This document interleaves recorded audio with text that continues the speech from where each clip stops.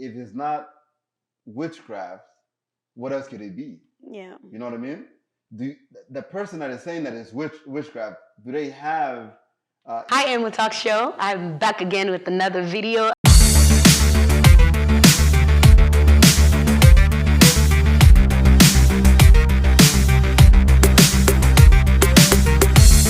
I'm glad you're back. Please, if this is your first time here, go ahead and subscribe. It's really helpful. And by the end of this video, I hope you like it enough to click the like button. So before we go on any further, I'd like to tell you guys what we've come here to talk about. And that is the realities of families with special needs children. Mr. Man here to you guys. He can introduce himself. He can do that by himself. So go ahead and introduce yourself. Tell us your name and like what you do for a living. Anything else you'd like to share with us? Well, first of all, it's nice to be here. I enjoy conversations, and I think conversations are very important to have. And it is also an honor for me to be a guest to talk about a very special topic, which is, family with special kids. But my name is Geneva Bilongo Waikembe. I am a quality tech at Invent. Also the president of Ambondo, Minnesota. So it's yeah. So today, like I was saying, as a Christian, we prayer is everything, and we take to prayer, our burdens in all aspects. So mental, physical, sickness, whatever, we take it to prayer. Mm-hmm. And sometimes to a default, where we're like, instead of going to the hospital, you won't believe how many people have died because they just relied simply on prayers, something that could have saved with, maybe a simple procedure. Yeah. Somewhere, you know what I mean? So they figured that I'll pray it off and it should go away. Mm-hmm. Yeah. And as far as parents and that coping, they run to that. Yeah. And even those that are non-Christians, prayer. They run to prayers, or some, they see that as an opportunity to convert to Christianity in order to find that solution that people... The miracle. Exactly. So... Yeah. Yeah. I think that, like you were saying, that a simple medical procedure could do. One thing that Christians will forget is that God is the creator of all things. He made doctors for a reason. Yeah. Like, he wouldn't have let that knowledge be known to humans if he didn't want us to use it. Yeah. And so the Bible tells us, seek and you shall find. Yes. If you are seeking on your knees when you should be seeking at a doctor's appointment, yes, you're going to lose your kid. Yeah. And then you're going to resort to it, like it was witchcraft. Yeah. Yeah. No, it wasn't witchcraft. Some of it is witchcraft. Some of it is. Some of it could be witchcraft. But I think like we default to sorcery for everything. Yeah, but our brains are trained that way. And if it's not witchcraft, what else could it be? Yeah. You know what I mean? The person that is saying that it's witchcraft, do they have enough information to determine that it could be something else? Do they have, I don't want to use intellect, but do they have proper training or proper upbringing to put them in a position to decide, to weigh the situation? It could be this or it could be that. And that's why you said in the beginning that information is key. It is key. It is key to dealing with this issue, because there are resources, even parents that have not parents for the kid, but parent for the parent. Mm-hmm. You know what I mean? Because the parent also needs help. Yeah. Needs help. They need, maybe they need counseling. Maybe they need support. Just support. Yeah. Here's the question I always ask in almost all of my episodes is, how much is the African village really truly a village to those suffering, such as these parents? We've seen incidences of like where somebody would be at a gathering and they have to leave and they say the reason why they have to leave is because they have to tend to their child. Right. And I've heard, I kid you not, from a Bembe person, you and this your child, it's your excuse for everything. Yeah. It is my kid. What do you want me to do? Like, and so then because because the parents don't have the support of their community, that also leaves them to feeling like they have nobody. Because the show is called Emo means unity. Right. And I come from a community where unity is supposed to be the essence. We preach it, yeah. Of our being. Yeah, we preach it everywhere, in every song. We fail literally so badly to support those in need. But maybe emo has a different meaning to. If you define in the way that you're defining it, then we fail. But if you define in the way those that practice it define it, then maybe we don't fail. How so? I would like to know then, because this is out throughout my upbringing. I kid you not, I've been told that emo imakala, being united is strength, and our people are communal people. We do everything for each other. Yes. We are there for one another. Yes. And so you cannot see your brother in need and not help them. Right. And that is true to a certain extent, though. To a certain extent. Now, when they say emo, unity, right? Mm-hmm. If you're sick in a hospital, they will come and see you. They will come and see you.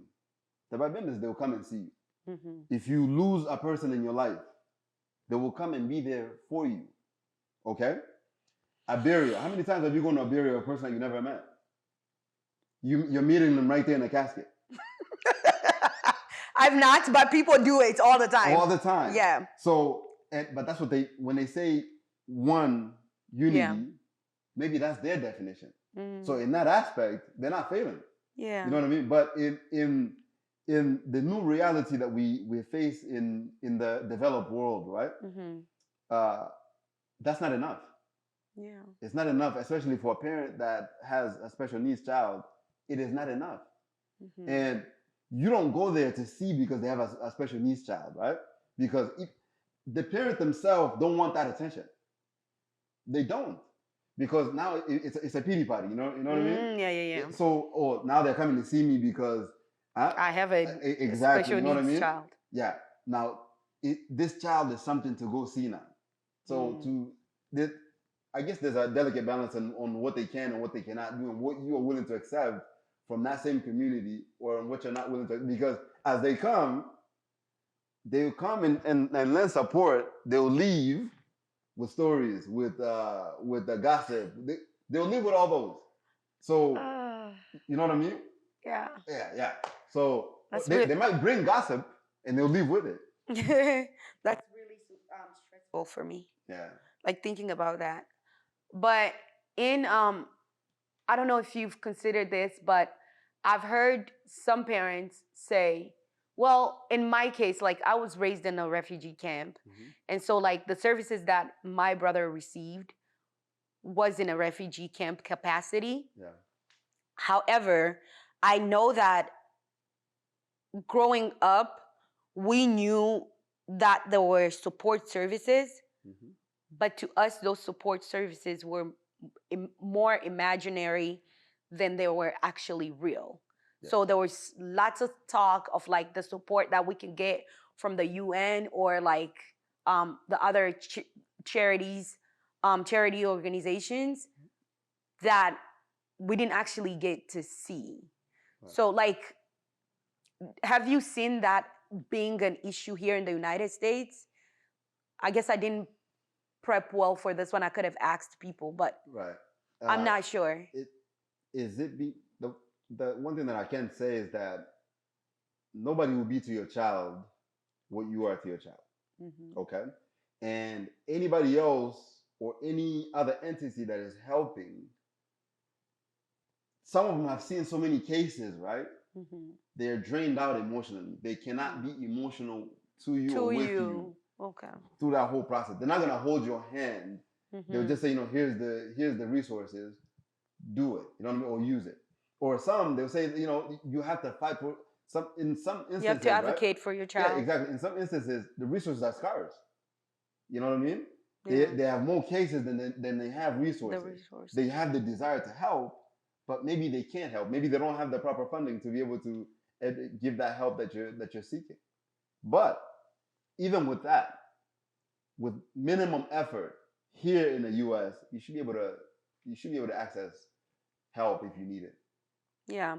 And so to his point, I just like to say to anybody who has seen any kind of symptoms in their kid to please get your child assessed, because you are doing your child, you're not doing them any favors by not finding out what it is that he's dealing with or she's dealing with. And also, like,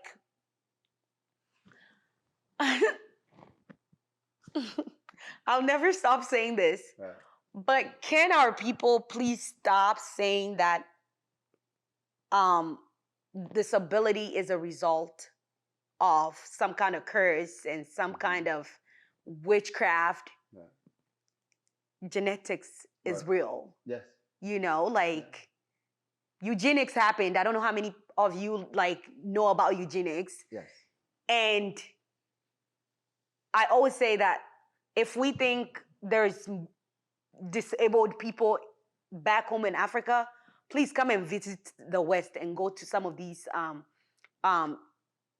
care institutions and see what they are having to deal with because of what they did in the past. Now,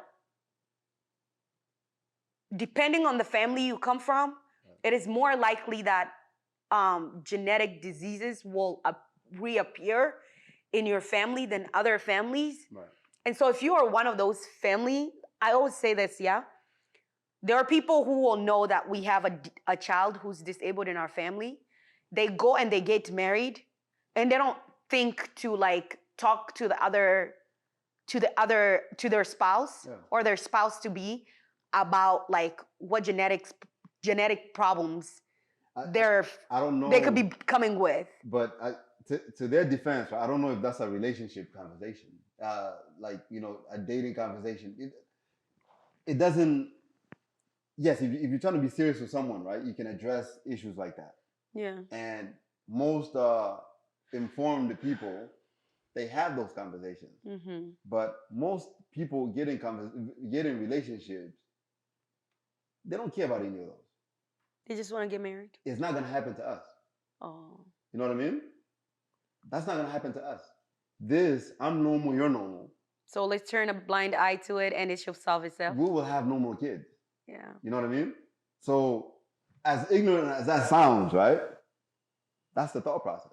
And that's where the problem of like denial parents come from. Yeah, because if I'm normal, you're normal. Why are we having? Why this? Yeah.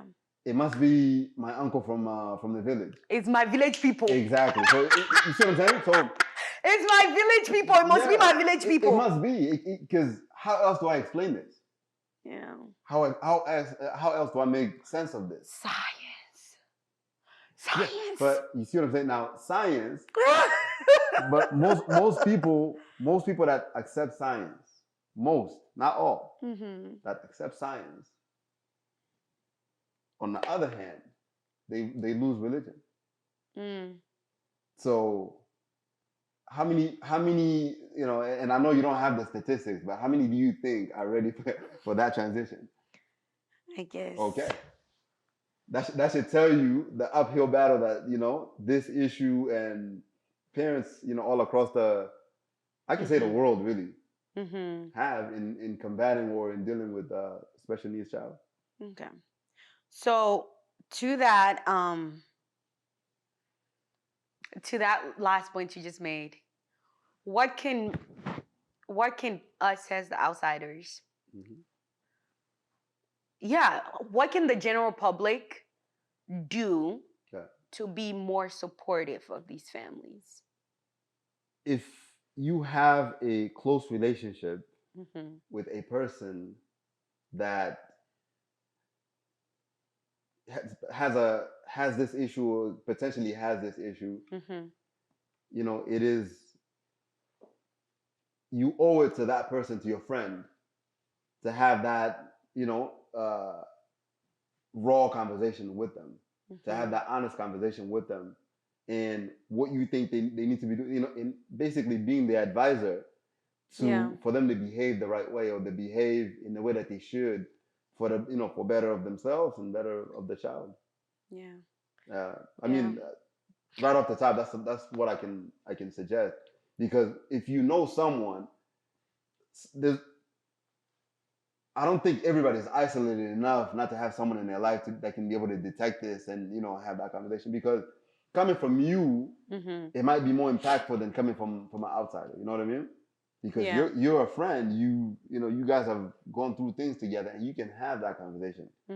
Sometimes it's even easier for a friend to speak than a spouse to speak. You know what I mean? Yeah. So I hope you guys got that, because we all know somebody we all know a family that has a child with special needs. Yes. Like, it's very less likely that you don't know any family at all that has a kid with who's autistic, maybe dyslexic, maybe it is a physical disability.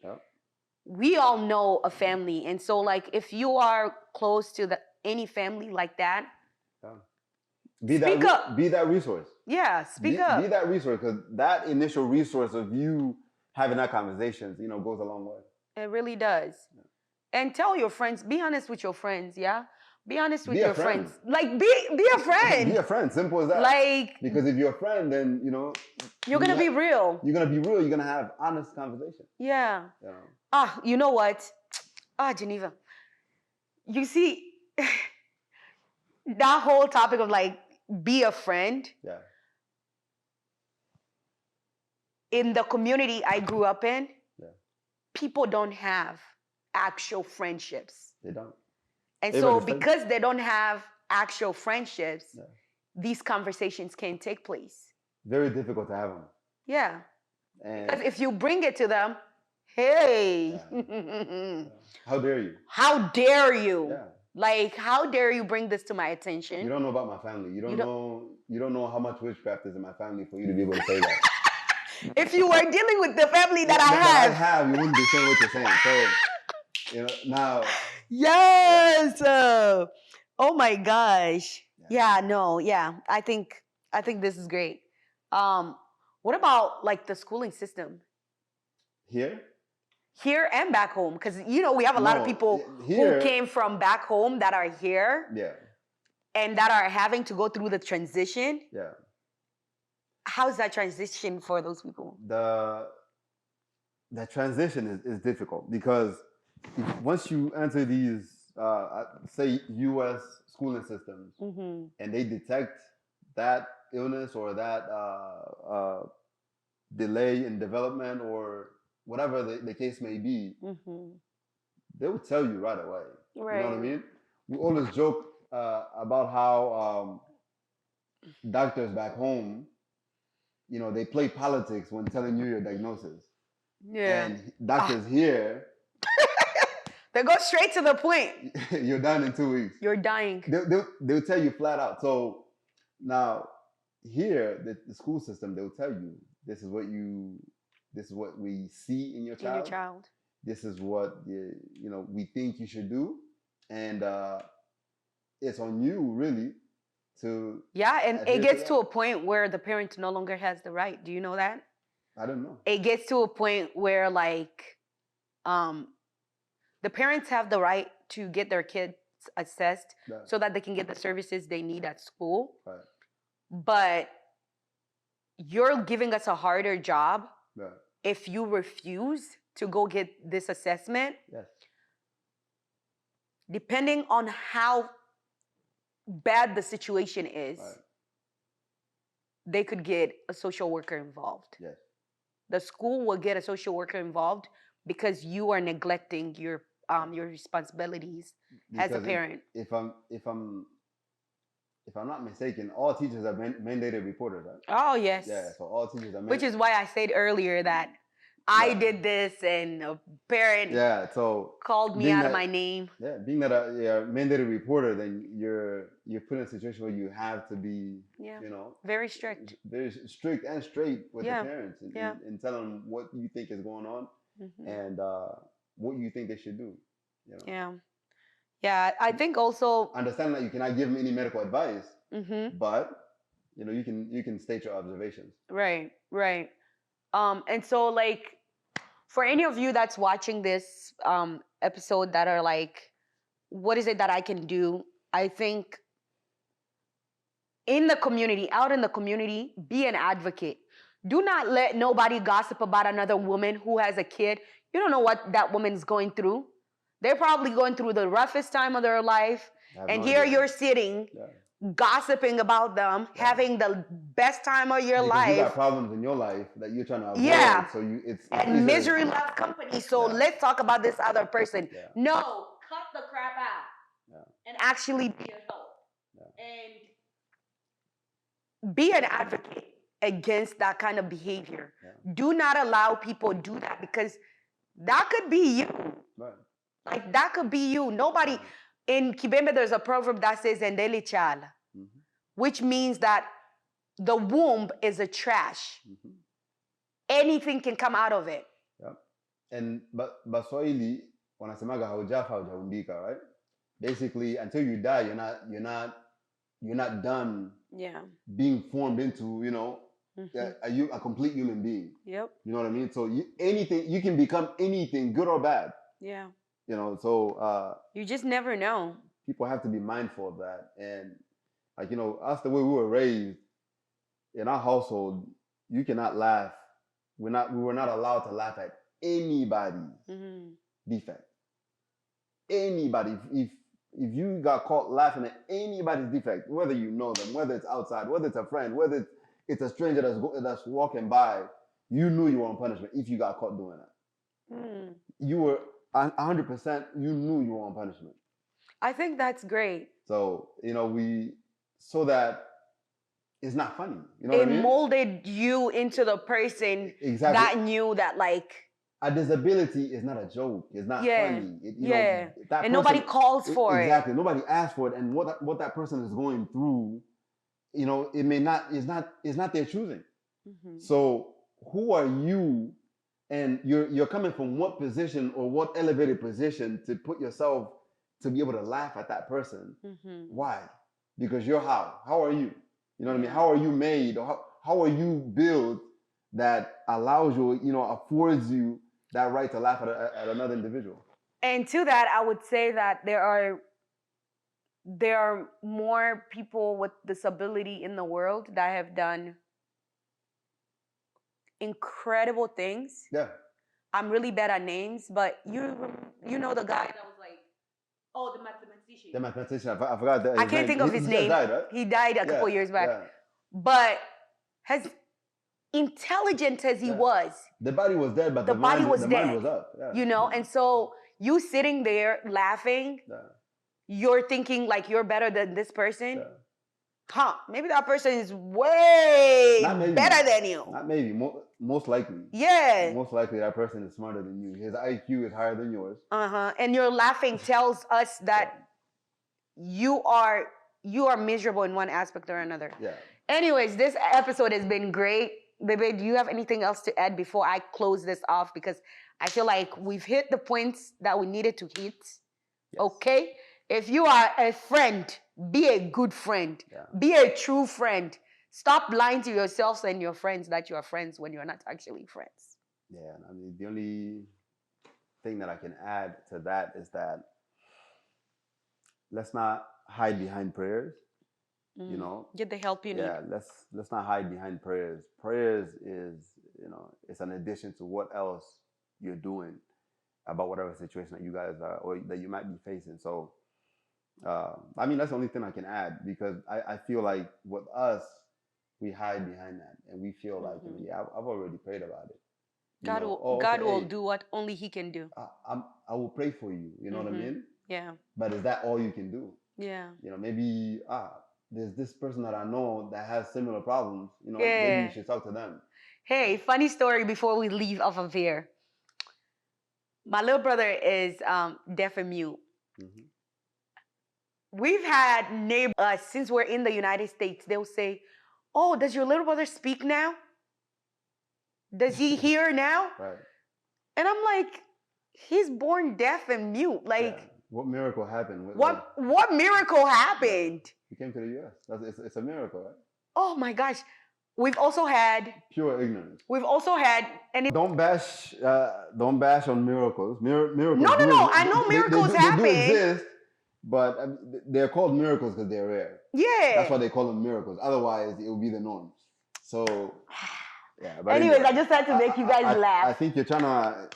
There's a topic that we can hit there, but God is good. All the time, and all the time, God is good. Thank you guys so much. Prayer is a solution, but not the only solution. Yes. Thank you so much for visiting our show today. We truly appreciate you being here. Appreciate it. Also. This was great.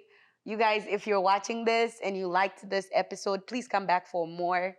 We'll have more coming for you. Also, share this with family members, with community members.